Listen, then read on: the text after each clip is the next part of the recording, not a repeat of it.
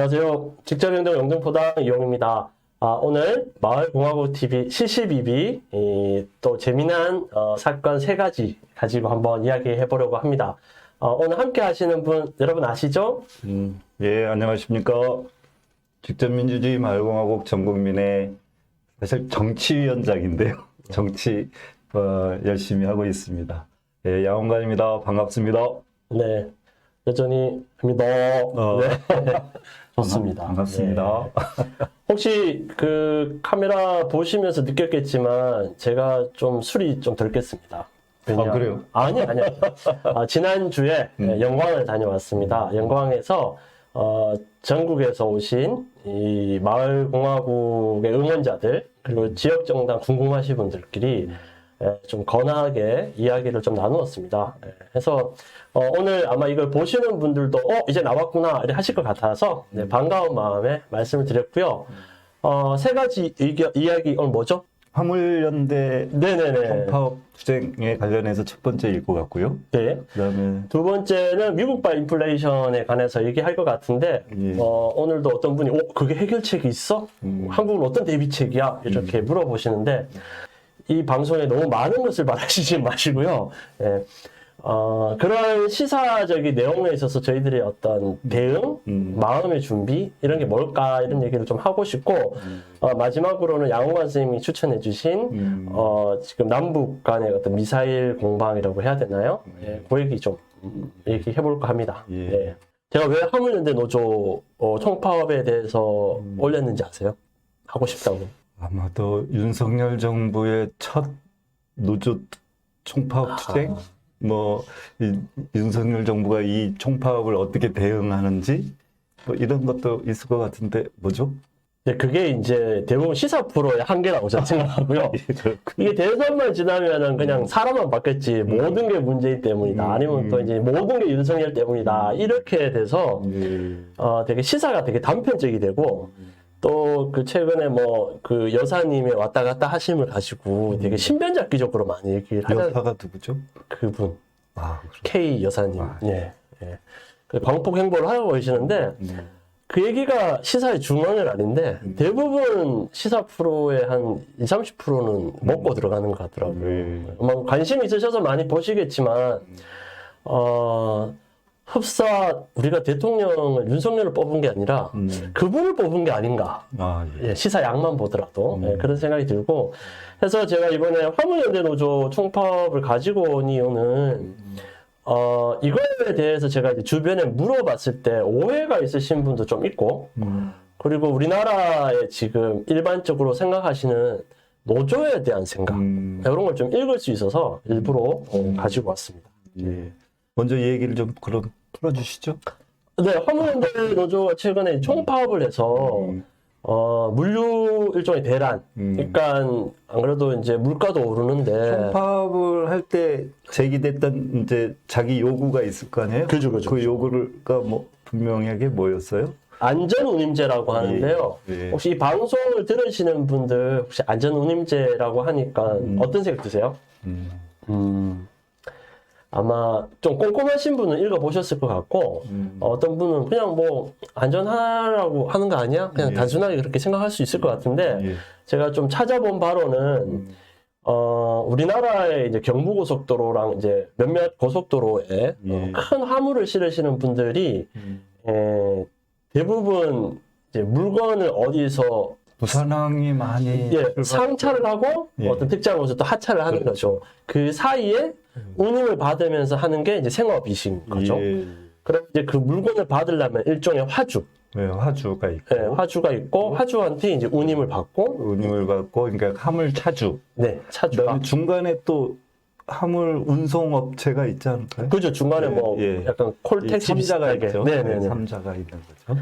이제 그런 와중에 이제 예전에 이제 과적 문제도 있었고 그리고 더 큰 문제는 이제 화주들끼리의 어떤 단합을 통해서 너무 낮은 금액의 운임을 정해서 이제 울며 겨자 먹기로 이제 계속 이 고속도로를 왔다 갔다 하시면서 최저 생계도 좀 하기가 힘든 뭐 여러 가지 해서 여러 가지 국가적인 안정과 경제 상황을 고려해서 그 최소한의 비용은 맞춰줘라. 그렇죠. 그러니까 일종의 그 우리 최저임금이라는 게 있지 않습니까? 그러니까 그러니까 운임의 최저임금이라고 생각하시면 될 것 같고 혹시라도 아시겠지만 최저임금을 지키지 않는 업주한테는 과태료라든지 대략 이런 걸 500만 원 정도 부과하는 걸로 알고 있습니다. 그래서 화주들 입장에서는 되게 좀 엄격한 법이죠. 예.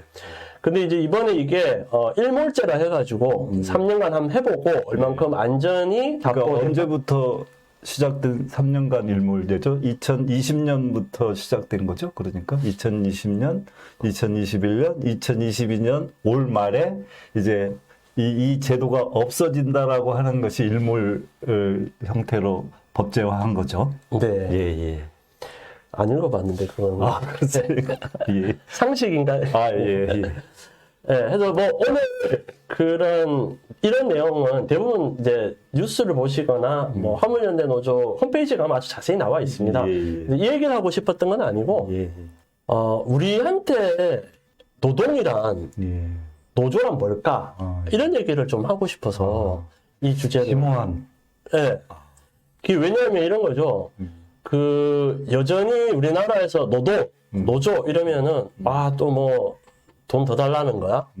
그리고 자기네들끼리의 어떤 뭐 그거야 이렇게 또 대부분 이제 또 국가 이제 특히 대통령이라든지 국가 수반들이 그 좀 편향된 인식이 매번 이 방송에 나와서 이제 뭐 안전을 좀 해친다. 그리고 뭐 이런 얘기가 많이 나왔는데 또 거기에 또 동의하시는 분도 또 계셔서 오늘 이 얘기를 좀 하고 싶었습니다.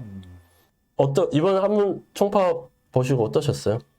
윤석열이 또 문제군요. 아니요. 저는 싸움이 굉장히 확대되어지고 오늘 뭐 파업이 오늘 종료됐다는 오늘 타결됐다는 얘기를 들었는데 이게 저는 좀 더 확대될 거라고 생각하고 격렬해질 거라고 생각했어요.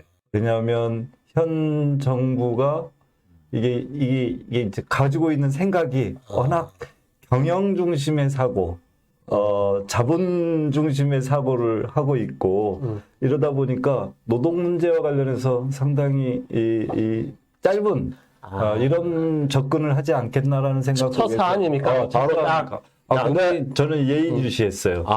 이 파업이 어떻게 전개되느냐가 향후 노동 문제 또는 많은 싸움이 갈등을 어떻게 해결하느냐에 바로미터가 되지 않을까라고 생각하면서 예의주시했어요.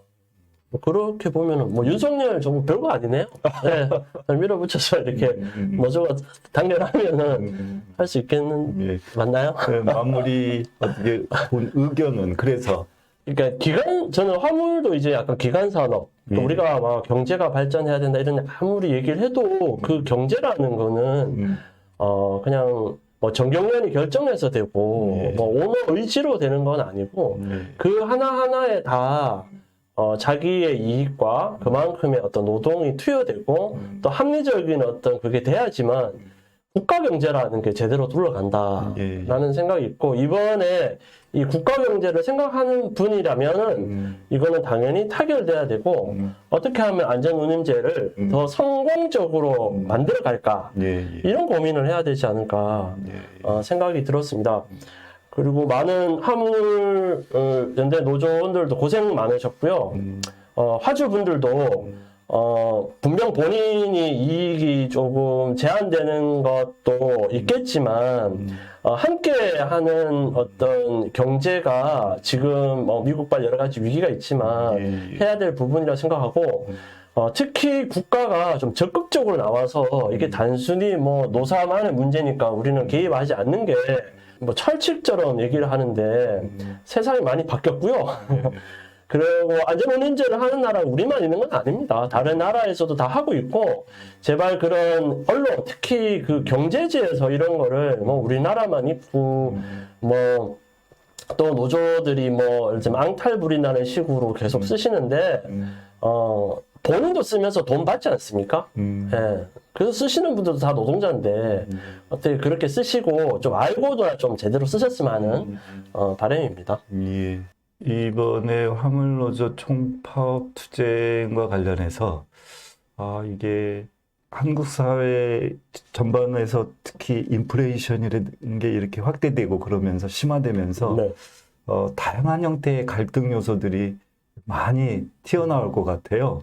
이 갈등에 첨예한 부분이 이제 노동과 자본의 갈등이 되어질 텐데 이 과정에서 어떻게 이 갈등, 특히 노자의 갈등 문제를 이제 어떻게 해결하고 어떻게 접근할 것인가에 대한 굉장히 중요한 모습이 될 거다라고 생각이 들어서 적극적인 개입을 할 건지 아니면 탄압 일변도로 갈 건지 아니면 뭐 밀릴 건지 이런 등등의 모습으로 하는데 어쨌거나 지금 다양한 형태의 갈등이 내재되어 있거든요. 물론이죠. 굉장히 내재되어 있는 측면에서 저는 좀 윤석열 정부의 국토부 이쪽에서 원희룡 장관 잘 접근을 했다라고 저는 생각이 들어서 한편으로 굉장히 칭찬하는 겁니다.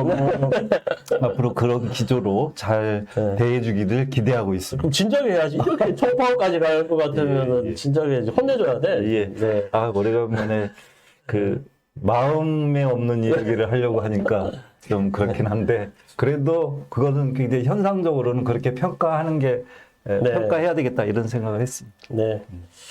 원희룡 장관 칭찬해. 네. 뭐 아까 그냥 이어서 얘기하자면은 그렇죠.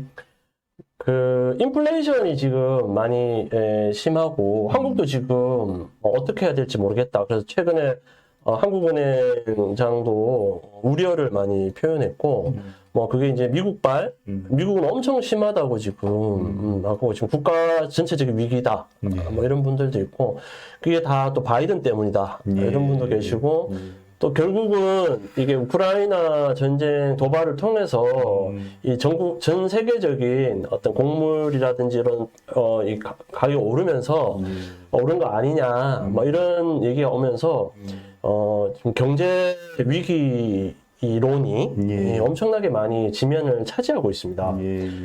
혹시 인플레이션은 무슨 뜻인지는 아시죠? 이 프레스 한다는 이게 뭐죠? 그 물가가 폭등한다? 또는 뭐 물가 하여간 공부 좀 안 해보시는 미리 제가 준비로 공부 좀 하고 오시는 줄 알고 제가 너무나 그냥 던져봤는데 아니 뭐 요새 스태그플레이션 막 요새 뭐 용어가 난무합니다. 그래서 뭐 저는 이 자리에서 뭐 경제 언어를 설명할 수 있는 수준은 아닌데 저는 결국 이제 물가가 오른다는 거지 않습니까? 그렇죠.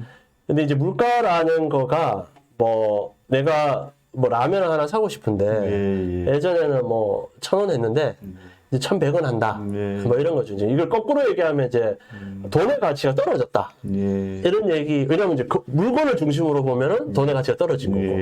그래서 이 인플레이션은 오래된 이 경제학의 어떤 이 위기에 있는 건데 가장 큰 문제는 인플레이션이 오면은 없는 사람은 더 없어지고 있는 사람은 더 있다는 겁니다. 지금의 어떤 통화 정책에 있어서 누가 통화 정책을 다 좌지우지할 수 있는 건 없어요. 나라 하나가 통화를 할 수는 없습니다. 하지만 저는 이걸 무슨 음모론으로 보기에는 너무 큰 영역이라 좀 하지만 결국 이런 경제 현상이 일어났을 때 가장 손해를 보고 가장 어려워지는 분이 없는 사람들. 그렇죠. 그러니까 현금을 바로바로 벌어서 쓰셔야 되는 분들. 그리고 고정 자산이 없는 분들. 왜냐하면 아파트 값은 계속 오르지 않습니까? 그 자산은 계속 늘어나지만 하루하루를 버는 분들한테는 인플레이션은 엄청난 뭐라고 해야 되죠? 손해가 되는 거죠. 다 알고 계실 것 같은데. 그분들이 아니면 우리 국민들이. 글쎄요. 제가 인플레이션 얘기했을 때 대부분 제가 아는 나이 또래 분들은 잘 몰라요. 주식 걱정해요. 그렇죠. 그러니까 뭐 김치 만들 것 같으면 사다 먹지 이런 분들은 인플레이션 걱정하는 게 아니라 코스닥? 어떻게? 인플레이션이 없는데 그러면 어느 주가를 사야 돼? 얼마까지 떨어져? 이 얘기를 하고 있거든요. 하여간 전반적으로 물가가 오르는 것은 지금이 아니었고 작년 6월부터 이렇게 꾸준히 올라왔던 상황인 것 같아요. 그러니까 지금 6월이니까 1년이 된 거죠. 네네. 1년 동안 꾸준히 인플레이션의 압박이 있었고 거기에 연결돼서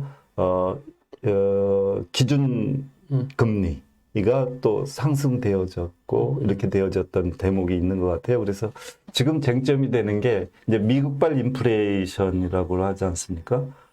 미국의 인플레이션이 8.6%를 올랐다고 그래요. 근데 이 8.6%가 뭐냐면 작년 5월에 비해서 올해 5월에 물가가 8.6%나 더 올랐다라는 뜻이 엄청난 거죠. 그런데 이 8.6%가 가지는 의미는 미국에서 41년 만에 최고의 인플레이션. 그죠. 되게 해맑게 웃으시네요.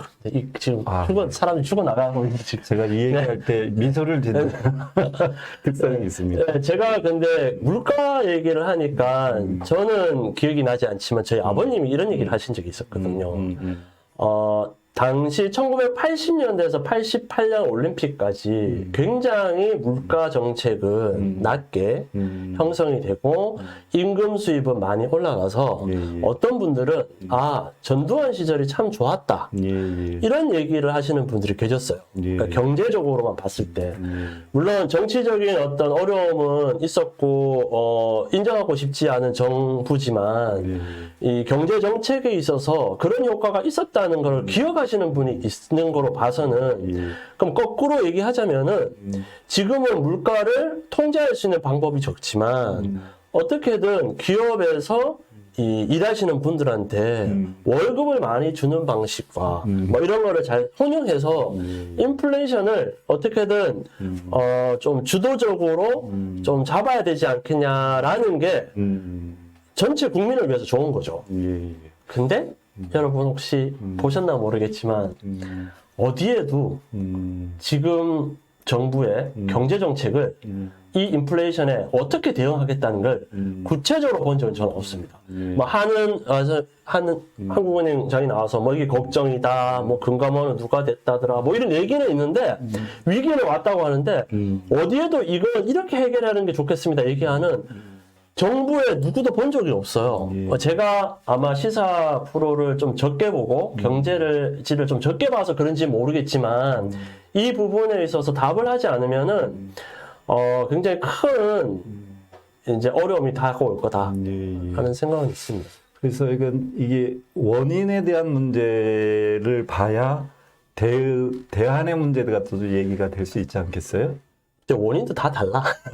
이제 미국발 인플레이션의 문제는 기본적으로 양적 완화로부터 돈을 많이 찍어내서 돈 많이 푸는 거죠. 네. 그 돈 다 어디 갔을까? 그리고 이제 이게 몰린 거죠.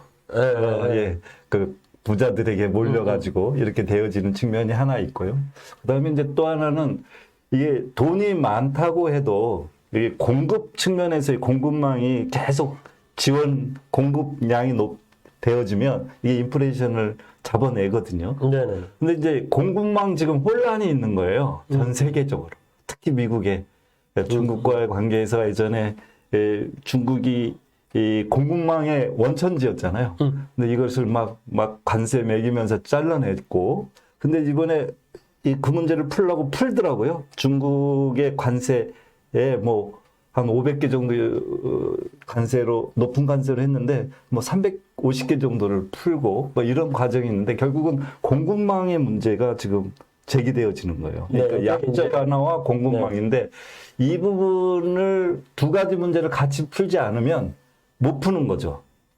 그래서 접근을 해줘야 돼요. 끊어서 죄송한데 불편하실 수도 있겠다. 이게 대부분 주류 경제학자들이 다른 진보적인 분들이 하는 얘기예요. 근데 제가 경제를 예상할 수 있으면 요새는 신이라고 얘기하거든요. 그래서 저는 지금 이 방송을 들으시는 분들한테 그냥 드리고 싶은 말 중에 하나는 저는 미국발 인플레이션에 와도 별로 걱정을 하지 않습니다. 그 이유는 지역에서 제가 일을 하고 있고요. 지역에서 순환되는 어떤 경제를 계속해서 꿈꾸거나 만들어 간다면은 솔직히 어느 인플레이션 오더라도 가장 잘 견뎌낼 수 있는데 지금 그런 얘기는 거의 없고 어떻게 하면 전 세계적인 어떤 통화에 각자의 어떤 이 뭐라고 해야지 이 남은 돈을 어디에 넣어서 더 올릴 건가에 대해서 지금 폭주기관차처럼 가고 있는 이 모습에 계속 말려든다는 생각이 계속 들어서 예, 오늘 좀 모르지만 인플레이션 한번 이야기해봤습니다. 조금만 더 얘기하면 그 문제는 제가 볼 때는 아주 고전적으로 그 지역순환 경제를 통해서 문제를 풀어야 된다라고 하는 오래된 대안이 있어요. 양 교수님 듣고 계시죠? 그래서 지역순환 생태 공동체라고 하는 틀에서 자원과 뭐 돈의 순환들을 지역 안에서 공동체 안에서 순환시켜내서 문제를 풀어가야 된다는 원론적이고 또 굉장히 근본적인 대안이 있는 것은 사실이고요.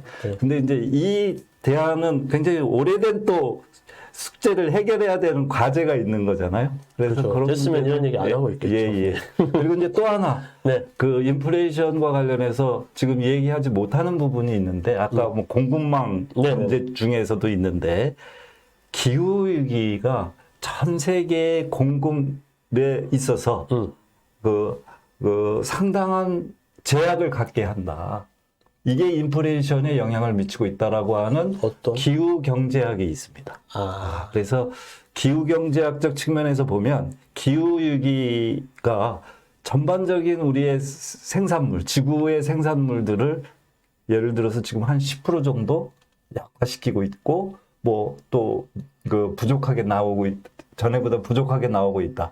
이런 측면에서 기후 위기가 인플레이션에 영향을 미치기 때문에 이 문제 또한 함께 고민해서 풀어야 된다라고 하는 얘기가 있습니다. 네, 모든 게 이제 기후 악당들 때문인 거죠. 네.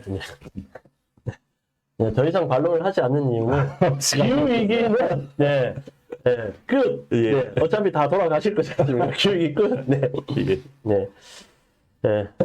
그래도 기후위기 관련해서는 적극적으로 각자 활동도 중요하지만 어떻게든 생산량 조절도 적극적으로 할 수 있는 게 빨리 열렸으면 하는 바람이고요. 그럼 우리 세 번째 얘기 기억하시나요? 무슨 속도감 있게 얘기하는지? 진행하나요? 네. 그 지금 남북이 뭐 윤석열 정부 들어서자마자 뭐 꼭 들어설 것도 아니다. 그 한참 대선 기간 중에도 뭐 왔다 갔다 하고 막 그랬었지 않습니까? 미사일이. 근데 이제 한국의 반응이 조금 달라졌죠. 예전에는 ICBM 같은 게 이제 어디 떨어졌다 그러면은 이제 청와대 밑에 뭐죠? 까먹었다. 방공호 같은 데인가? NSC 모여서 언제 쐈대? 어디 떨어졌대? 이런 거 확인하고 특별한 동향은 없나? 이런 거 했는데 요즘은 너무 익숙해서 그런지 거기서도 안 모이는 것 같더라고요. 방사포 얼마 전에 쐈을 때는 윤석열 대통령이 영화관에서 그 팝콘 먹었다고. 그래요? 부부가. 그래가지고 제대로 대응 뭐 있냐 그랬더니 그 방사포는 미사일이 아니어서 평상시 뭐 대응했다 이렇게 얘기를 하시는 것 같아요. 소총 수준. 6월 5일 날 북측에서 미사일 8발을 쏘았죠. 그리고 거기에 딱 맞춰서 6월 6일 날 남측에서 미국에서 하나 쏘고 남측에서 7개 쏘서 8발 딱 쏘았다. 딱 2분이네, 2분. 8대8. 딱 맞춰서. 그리고 이제 얼마 전에 또 13일인가요? 방사포 5발 딱 쐈죠. 그렇군요. 아마 영화관에 있는지 알고 쐈는지는 잘 모르겠어요. 쐈어요. 이렇게 전반적으로 지금 격화되고 있는 거죠. 그죠. 그 예전에는 남부 합의 안에서 이제 뭐 주로 이제 한미 연합 이제 이 군사훈련을 저게 뭐 소규모로 한다든지 아니면 이제 워게임처럼 이제 그냥 사무실에 앉아서 그냥 전략 시뮬레이션 이런 것만 했었는데 이제 점점 뭐 실제 기동훈련 같은 것도 하겠다 뭐 이렇게 이제 밝히고 있고 뭐 미사일 네. 북측에서 6월 5일 날 미사일 8발 쏘기 전에 뭐가 있었던지 아세요? 모르겠네요. 아, 예. 한 10여 년 만에 네. 미국 항공모함이 네. 와가지고 어디에 왔죠? 우리 한국 영에 와가지고요. 진짜?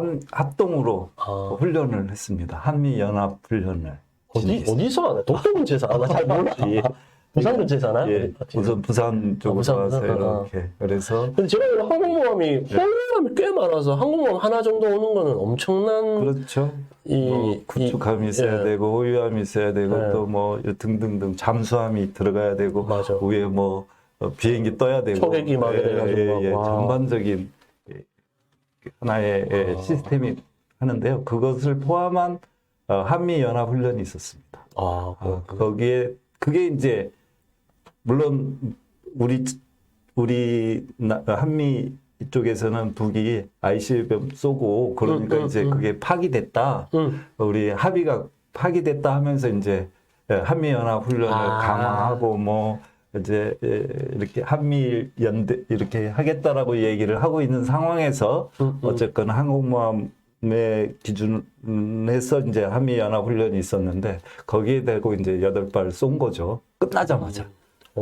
그리고 이제 이런 것이 전반적으로. 근데 이거는 거의 기사를 거의 제가 못 본 거, 저만 못 봤나? 혹시 보신 분? 많은 분들이 봤을 거예요. 아, 그래요? 네. 죄송합니다. 제가 저도 관심은 많은데, 이렇게 큰 훈련이 결국 이제 경색 국면에 들어가는 거지 않습니까? 그렇습니다. 네. 그래서 일촉즉발까지는 아니더라도, 이제 이런 말 있지 않습니까? 이제 방구 많이 끼다 보면은 큰일 난다. 뭐 이런 것처럼. 네. 각자가 방구만 자꾸 끼다가 혹시라도 뭔가 잘못돼서, 이게 한미 간의 공방을 이제 넘어서고 있는 측면이 또 하나 있는 것 같아요. 이게 이제 한미 공방? 한미 간의 공조? 공조 문제와 북미 사이의 이제 공방의 문제를 넘어서서 지금 그 한간에 계속 얘기되어지는 게 신냉전입니다. 신냉전. 음모론인가요? 아닙니다.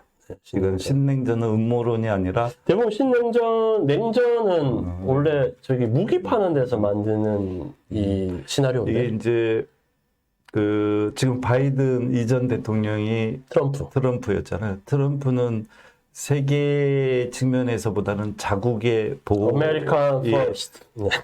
아메리칸 퍼스트를 조금 이렇게 중심으로 하면서도 자기 보호를 위한 것이었어요. 세계 경찰로서의 우리 역할은 이제 많이 하지 않겠다라고 하면서 이제 한동안 그랬는데 바이든이 들어오면서 미국이 굉장히 이렇게 쪼그러드는 걸 느끼면서 바이든은 반도체 퍼스트. 전 세계적인 측면에서의 패권 이런 부분들에 굉장히 위기의식을 느끼고 특히 중국 문제와 관련해서 중국과 함께 살아가는 과정에서 중국에 대한 위기를 굉장히 느끼는 것 같아요. 그러면서 바이든이 정책하는 게 이제 이렇게 봉쇄에 대한 문제가 접근되어지면서 북측과 북한과 중국과 러시아 그래서 유엔에서도 미사일 쏴도 제재에 대해서 중국과 러시아가 반대를 해서 제재가 더 안 됐잖아요. ICBM 쏘고도. 그러니까 이런 과정을 보면 전체적으로 지금 이게 남북의 대결 문제뿐만이 아니라 이게 세계적인 대결 문제와 연관되어져서 지금 바라봐야 되는 게 아니냐라고 하는 것을 좀 이 공방에서 봐야 되는 거 아니냐 이렇게 봅니다. 네, 너무나 익숙한 한반도의 그렇죠 상황이라서 냉전은 뭐 콜드 워라고 해가지고 그러니까 결국 무기만 엄청 만들어내고 실제 전쟁은 일어나진 않죠. 신냉전은. 근데 이제 결국 그거의 경색을 통해서 국가의 어떤 전체주의라고 해야 되나요? 국가에 복속시키는 하면서 개인의 자유는 이제 억압돼 가는 어떤 그런 이게 좀 강화되는 것 같아서 한국 내에도 다양한 평화 운동을 하시는 분도 계시고 또 남북 간의 어떤 뭐 연락사무소뿐만 아니라 다양한 어떤 인적 교류가 필요하다고 하시는 분들이 있는데 이제 이런 분들의 목소리가 없어지거나 적어지는 어떤 게 와서 좀 걱정이 됩니다. 이러다가 또 통일은 대박 이런 게 나올지 몰라. 그래서 그런 우려들 속에서 나오는 사람들의 의견이 하나 있습니다. 뭔데요? 윤석열 정부 안에서 네. 조만간일지 모르지만 하여간 적어도 윤석열 정부 안에서 국지전적 상황이 벌어질 수가 있다라고 하는 정치 평론을 하는 사람들이 있고요. 저도 개인적으로는 윤석열 정부에서 잘못하면 한국에서 국지전을 할 때가 있나요? 거의 다 그냥 DMZ 국제전이라고 하는 것은 이제 좀 그 범위가 넓기도 하고 좁기도 하는데 국지전 자체도 네. 예를 들어 지난번에 우리 예전에 백령도에 포 쏘았잖아요. 북이. 뭐 이런 그런 것처럼 상황에 따르는 국지전적 뭐 광범위한 국지전일지는 모르겠고요. 아닐 것 같은데 내가 격돌이 한 작은 지점에서 소규모 전투 또는 뭐 상황이 있을 수 있다라고 하는 것에 우려가 있어요. 백령도에 혹시 땅 사신 분들은 조심하셔야 되겠습니다. DMZ 주위로 땅 사신 분들은 그런 점에서 지금부터 이 문제를 그냥 가볍게 보지 말고 지금 격돌하는 문제를 죄송합니다. 포쏘고 땅 문제 한다가 이건 뭐 이게 아니라 지금 상당히 네. 냉전적 분위기 속에서 열전이 한국에서 한반도 내에서 열전이 진행되어질 수 있다라는 위기의식을 나는 가졌으면 좋겠다. 네. 라고 하는 얘기를 드리고 싶습니다. 네. 혹시 이걸 들으시는 분들은 너무 걱정하셔도 좋을 것 같은데, 제발 국회의원들이 많이 이 걱정을 했으면, 바람이 있고요. 물론, 통일부라든지, 네, 지금 특별한 이 대북 기조도 이렇게 없고, 어떤 정책에 대한 내용이 없어서 꼼꼼하게 따지기는 힘들지만 현상적으로 보더라도 아까 말씀하신 것처럼 어떤 실제 가장 쓰기 쉽고 쉬운 방법 위주로만 지금 이제 어떤 대결 구도와 하지 않나 이런 생각이 들어서 안타깝네요. 이걸 어떻게 하면 될까요, 저희들은? 방공호를 하나씩 만들까요? 이 얘기도 다음에 한 번 더 심도 있게. 예. 이게 이 주제가 깁니다. 깊은 문제고요. 여러분, 네. 방송 채널 고정해 주십시오. 언제 일촉즉발의 상황이 나는 걸 예상할 수 있으니까요. 그 전에 생필품을 살 기간을 제가 정확히 지정해 드릴 수 있으니까요. 네, 계속해서 고정해 주시고 생수는 미리 사주셔도 되는데 그 외에 생필품은 딱 맞는 시간에 저희들 사라고 먼저 광고를 저의 심각함을 조금 완화시키려고 하시는 말씀이신 거죠? 아니, 다 살자고 하는 건데, 이게 들어도 도움이 돼야 되니까. 예, 네. 알겠습니다. 그렇군요. 네. 오늘 한 3가지 나눠봤습니다. 한국연대 노조 통합을 통해서 우리 안에 있는 노동 감수성 어느 정도인지 한번 여쭤봤고요.